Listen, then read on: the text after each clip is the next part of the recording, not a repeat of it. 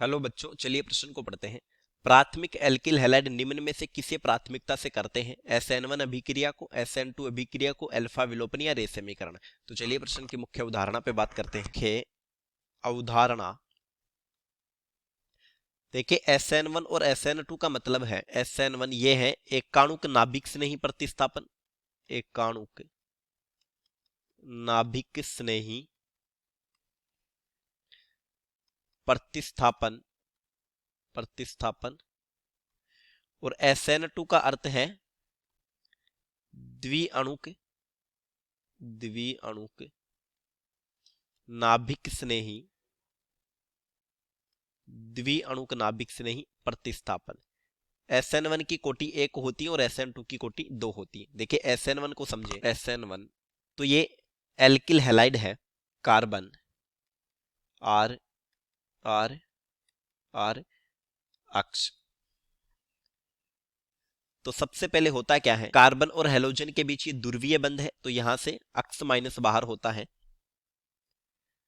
और ये बनता है R3C, कार्बन पर धनावेश। ये बन गया मध्यवर्ती कार्बोधनाइन, मध्यवर्ती कार्बोधनाइन। अगले पद में नाभिक स्नेही धनावेशित कार्बन के साथ जुड़ता है। जैसे OH माइनस कोई नाभिक स्नेही है तो ये धनावेशित कार्बन के साथ जुड़ेगा, यानी एक नाभिक स्नेही द्वारा दूसरे का प्रतिस्थापन हुआ है, OH माइनस द्वारा अक्ष माइनस का प्रतिस्थापन हुआ है, तो यह है नाभिक स्नेही और ये उत्पाद बन जाता है R3COH। तो देखिए अभिक्रिया में मध्यवर्ती के रूप में कार्बोधनाइन बनता है, इसलिए कहा जा सकता है कि अभिक्रिया का वेग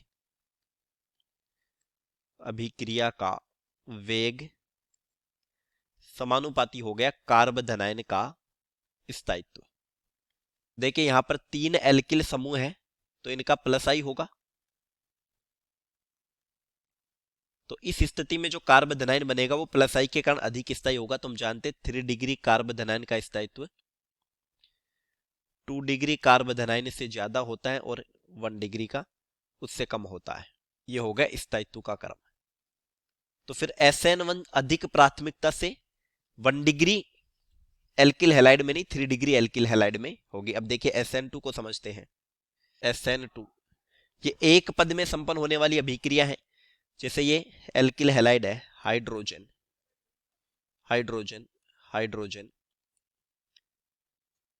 अक्ष, यही इस अभिक्रिया का स्लो स्टेप या RDS होगा।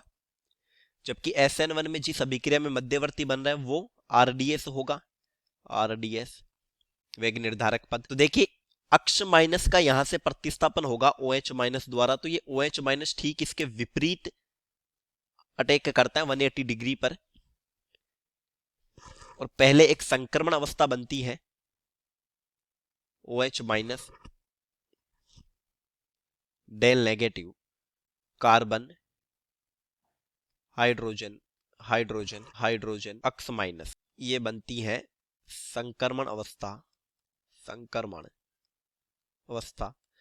फिर तुरंत स्थायी उत्पाद में बदल जाती है CH H H OH और ये अक्ष माइनस बाहर हो जाता है, प्लस अक्ष माइनस।